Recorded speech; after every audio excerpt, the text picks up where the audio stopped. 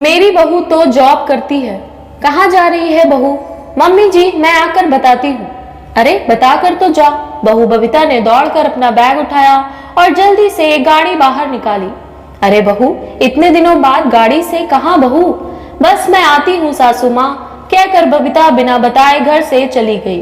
बबीता की ससुराल में उसकी सास ससुर और पति अभिषेक रहते हैं, जो लगभग रोज ही अपने काम से घर के बाहर रहते हैं। बबीता की एक ही नंद है जो बड़ी है और उसकी शादी हो चुकी है। बबीता की शादी को 2 साल हो गए हैं। वो अपने परिवार के साथ बहुत खुश है। उसके सास ससुर अधिक उम्र के हैं। ससुर रमेश जी रिटायर्ड और स्वस्थ हैं, पर सासू माँ सुनैना जी को दिल की बीमारी है।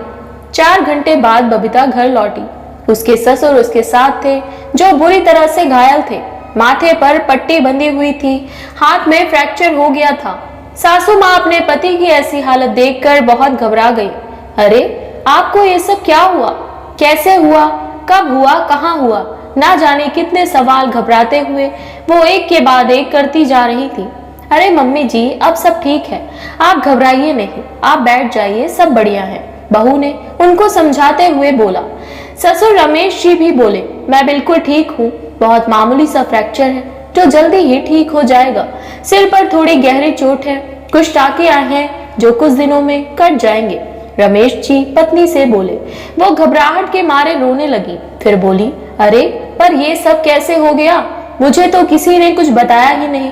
बहू जल्दी से पानी लेकर आई और वो अपने सास ससुर को पानी देते हुए बोली, मम्मी जी अगर मैं आपको कुछ भी बताकर जाती तो आप बहुत घबरा जाती और परेशान भी हो जाती।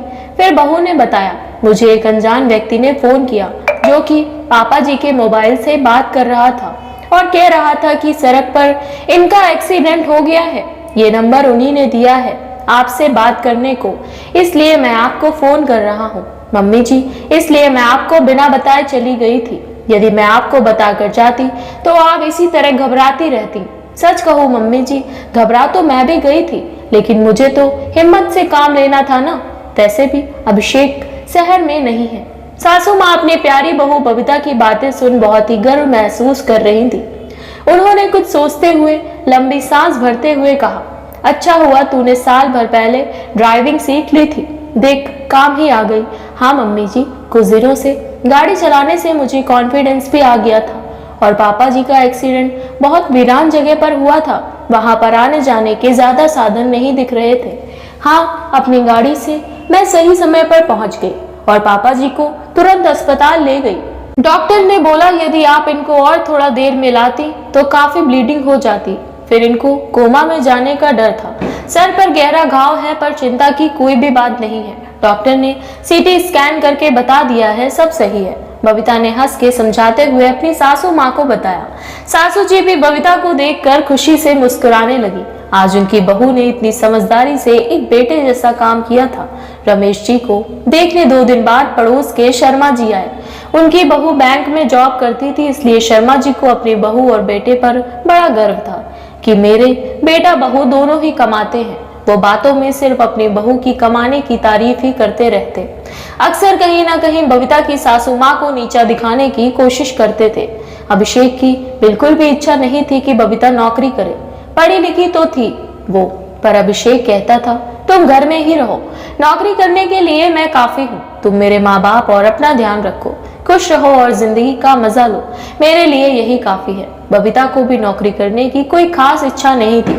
उसे अपनी सीधी सरल जिंदगी पसंद थी, इसलिए उसने भी नौकरी करने की कोई भी जिद नहीं की। वो अपने सास ससुर के साथ मजे से घर में आराम से रहती थी। उस दिन भी शर्मा जी अपनी बहू की तारीफ कर रहे थे। उनकी बातों से अब बबीता के दिल को चोट पहुंचती थी।